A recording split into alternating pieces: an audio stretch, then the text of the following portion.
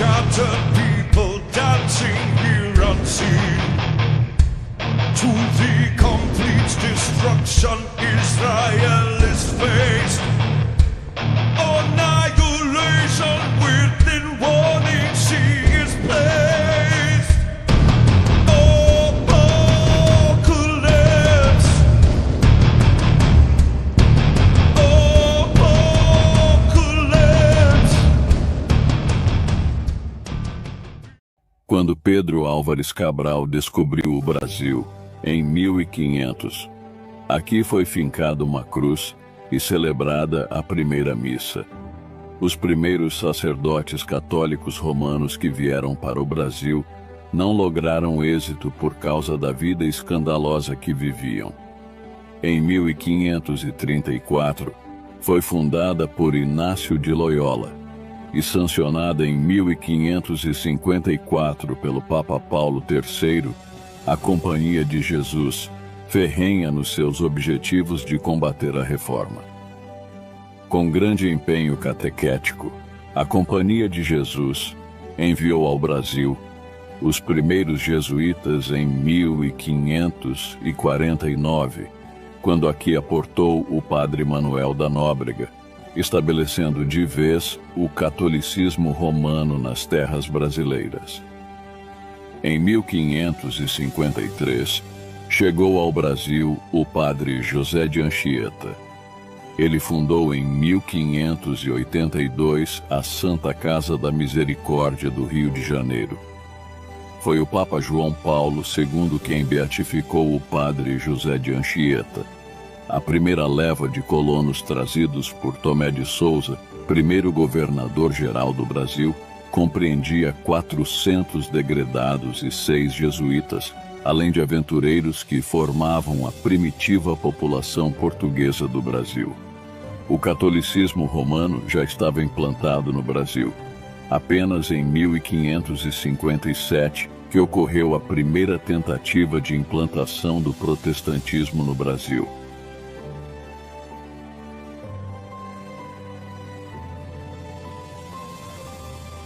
No dia 10 de novembro de 1555, chegou ao Brasil uma expedição comandada pelo francês Nicolas Durand de Villegagnon, vice-almirante da Bretanha, tendo como pretensão fundar uma colônia francesa em terras austrais brasileiras pertencentes a Portugal. Foi a partir da chegada de Villegagnon que ocorreu a primeira tentativa de implantação do protestantismo no Brasil, pois Villegagnon, em 1557, mandou cartas a João Calvino, em Genebra, pedindo-lhe que enviasse ao Brasil missionários reformados. No dia 7 de março de 1557, aportaram no Rio de Janeiro 14 missionários huguenotes, que viram seu trabalho florescer. Muitos colonos e indígenas converteram-se a Cristo. Logo que chegaram, começaram uma igreja. No dia 21 de março de 1557, celebraram pela primeira vez no Brasil a Ceia do Senhor. O governador foi o primeiro a participar da ceia. O ex-frade Jean Cointac, acadêmico da Sorbonne, ainda papista, começou a criticar os ministros calvinistas. Villegagnon tomou o partido do papista, deixou de frequentar os cultos e absteve-se de comer com os pastores na mesma mesa. Cointac e Villegagnon suspenderam o culto e decidiram não mais se submeter a Genebra, mas sim a Sorbonne. A partir daí, começaram a perseguir a igreja calvinista. Villegagnon, cognominado o Caim da América, já havia traído os colonos que tinham vindo com ele para o Brasil, obrigando-os ao trabalho escravo. Muitos desses colonos foram presos, torturados e escravizados. Então os missionários protestantes também foram traídos por Villegagnon. 9 deles conseguiram retornar à França. Os 5 que não conseguiram viajar por causa de uma tempestade e da escassez de alimentos foram considerados espiões. O traidor da América encontrou aí um motivo para matar os missionários. Pediu que em 12 horas eles escrevessem sua confissão de fé. Chamados à sua presença para confirmarem ou negarem a fé, intrépidos, permaneceram firmes, enquanto Jean de Bourdelle, autor da confissão, recebeu uma bofetada no rosto, fazendo jorrar sangue da boca e do nariz.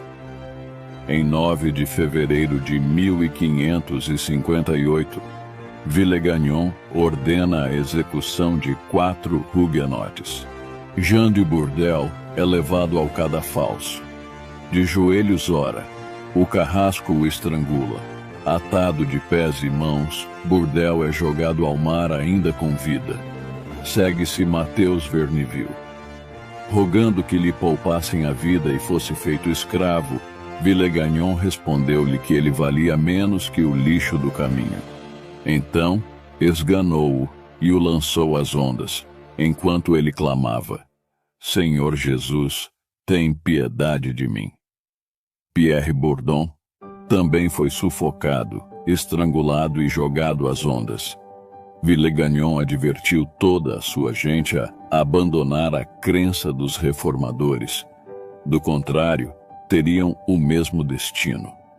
O último deles, Jacques Le Balleur, teólogo versado na língua espanhola, no latim, no grego e no hebraico, foi enforcado pelo padre José de Anchieta, em 20 de janeiro de 1567, por ordem do terceiro governador-geral, Mendes Sá.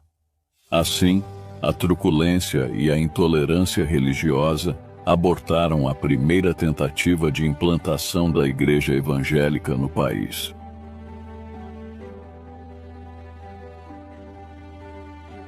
A segunda tentativa de evangelizar o Brasil se deu no século XVII, no Nordeste, pela Igreja Reformada Holandesa. Os holandeses se estabeleceram em Pernambuco em 1630, com Maurício de Nassau.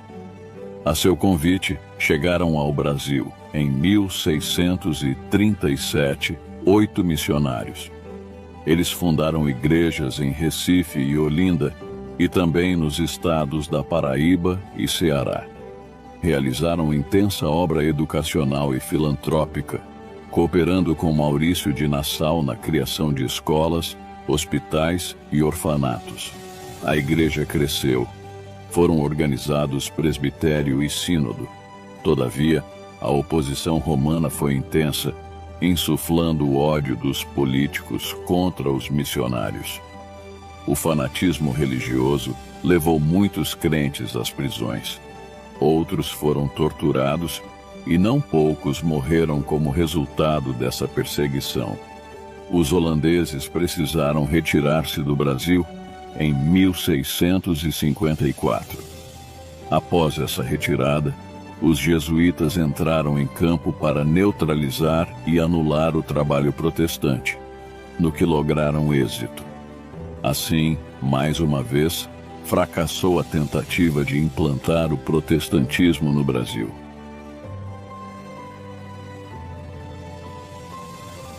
No século XVIII, nenhum portador das boas novas aportou nestas plagas. Foi um tempo de densas trevas, o século do prevalecimento do obscurantismo religioso e da truculência da Inquisição. A Inquisição, que tantas vidas ceifou na Europa, não esteve ausente do Brasil. O período de maior perseguição se deu entre 1704 e 1767. Em 1713, foram sentenciados 66 colonos do Brasil e condenadas 31 mulheres, não por heresias, mas por terem o sangue judeu. O antissemitismo já era uma realidade sombria naquela época. Em 1714, 25 crentes foram sentenciados, dentre estas 11 mulheres. 2 dos sentenciados eram cristãos recém-convertidos de 67 anos de idade, Um deles foi esfolado até ficar em carne viva. Em 1720, Teresa Paz de Jesus, de 65 anos, foi queimada viva na fogueira por causa de sua fé evangélica. Varnhagen, ilustre historiador, diz que os condenados pela Inquisição em Lisboa, oriundos do Brasil, foram 540 pessoas, das quais 450 presas em território brasileiro. Desse grupo martirizado pela sua fé, 1/3 era de brasileiros natos. Nesse tempo, as pessoas eram proibidas de ter culto evangélico em suas casas. Aqueles que ousavam contrariar essa ordem eram mortos.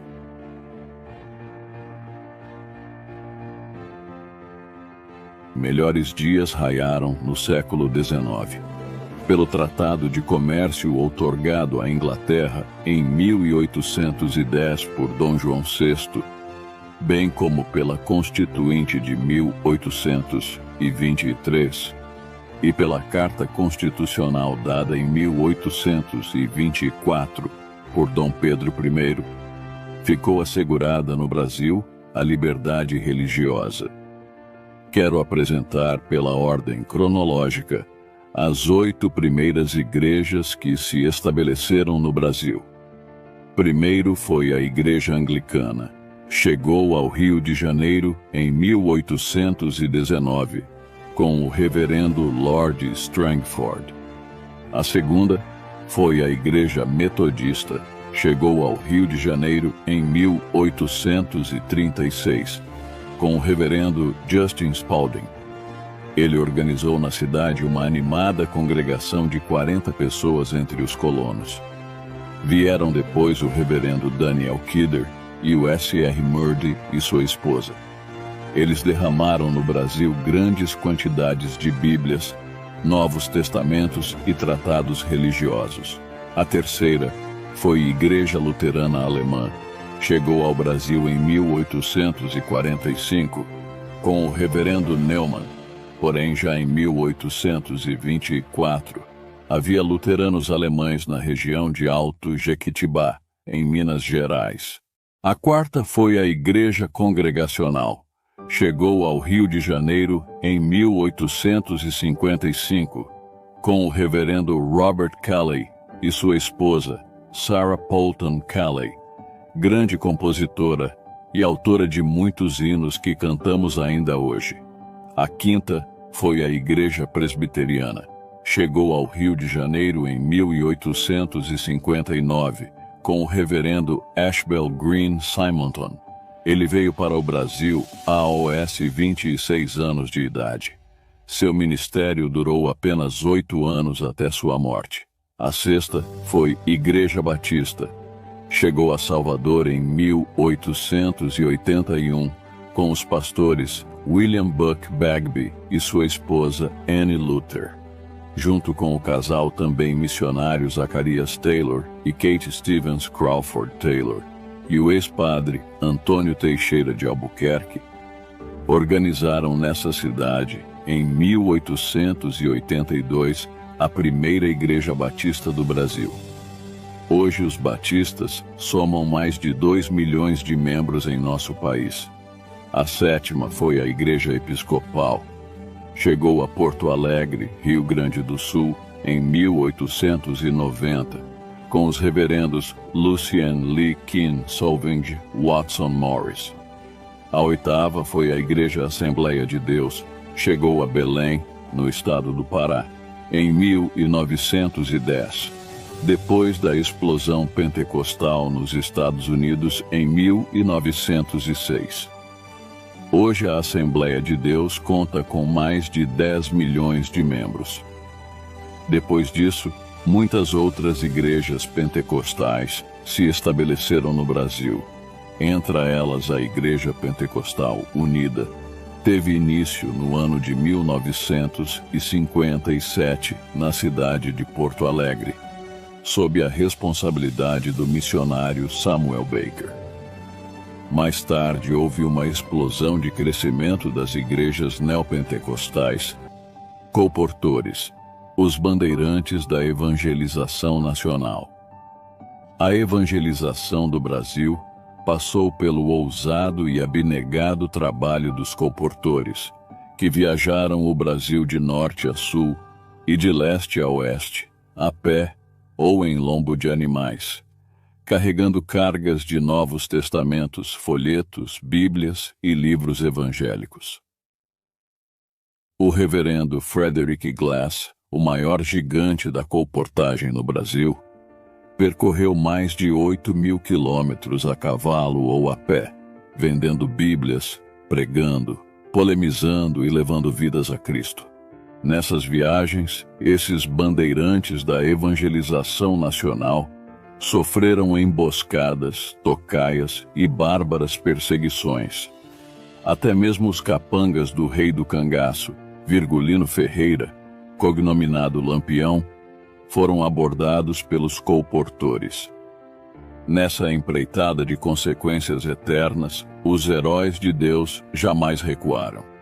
Enfrentaram homens maus, feras, doenças, epidemias e adversidades de toda sorte para levar a palavra de Deus a AOS Palácios e as Choupanas, a AOS Homens das Metrópoles e a AOS Caboclos do Campo, deixando para trás um rastro luminoso de abundantes frutos e um exemplo a ser seguido.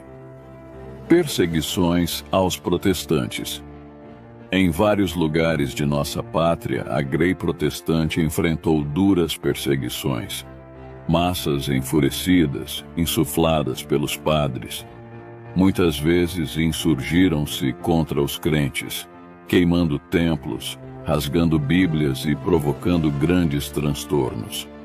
O reverendo Matatias Gomes dos Santos enfrentou em Alto Jequitibá, Minas Gerais, perseguidores fanáticos. Ele resistiu com homens armados e oração. Por isso, foi chamado de o Neemias da Zona da Mata. A Igreja Presbiteriana de Santa Margarida, Minas Gerais, recebeu uma chuva de pedras em procissão de desagrado, enquanto os crentes reunidos em conferências evangelísticas cantavam com entusiasmo. Chuvas de bênçãos teremos. Sim, é a promessa de Deus. A Igreja Presbiteriana de São José do Calçado, no estado do Espírito Santo, foi organizada em 10 de março de 1907 e incendiada por uma turba insuflada pelo padre Tomassi, 5 dias depois da inauguração. Em 1921, o padre Otto Maria atiçou o povo contra o pastor André Jansen, em Aparecida do Norte, São Paulo. O pastor foi preso, enquanto o templo evangélico foi incendiado, com a cumplicidade das autoridades locais. Foram muitas e bárbaras as perseguições dos seguidores e capangas do famoso padre Cícero Romão Batista, de Juazeiro do Norte, no Ceará, causando estragos e baixas nas frentes evangélicas. Também o Frei Damião, na Paraíba, perseguiu com fúria os protestantes. Este é apenas um pequeno resumo da saga do povo evangélico nesta terra. Que possamos honrar nossos pais na fé e continuar hasteando o pendão real do Evangelho. A implantação da Igreja Evangélica neste país foi feita com oração, trabalho árduo, lágrimas, sangue e morte, cumprindo o que diz o Salmo 126, verso 6, que diz: quem sai andando e chorando enquanto semeia, voltará com júbilo trazendo os seus feixes. Agora eu te pergunto, estamos nós, alvos do ardor missionário de outros povos, dispostos a investir agora para que outras nações não alcançadas sejam ganhas para Jesus? Desejo que Deus possa nos capacitar para que sejamos hoje instrumentos e cooperadores de Deus nesta empreitada de consequências eternas. Espero que você tenha aprendido sobre a história da Igreja Evangélica no Brasil. Tentei abordar aqui os principais fatos da história. Deixe seu comentário sobre o que você achou. Se você ainda não aceitou Jesus como seu Salvador, ainda dá tempo, arrependa-se. Ele pode mudar seu futuro, sua história. Ele pode tirar de você toda a tristeza, toda a solidão e te proporcionar o que você precisa. Entra no teu quarto, fecha a porta e fala com Deus, Ele vai te ouvir. Depois disso, procure uma igreja com boa reputação que esteja pautada na palavra de Deus e congregue com os irmãos para cumprir a unidade da fé e a edificação do corpo de Cristo. Se você gostou do vídeo, não esqueça de curtir e se inscrever no canal.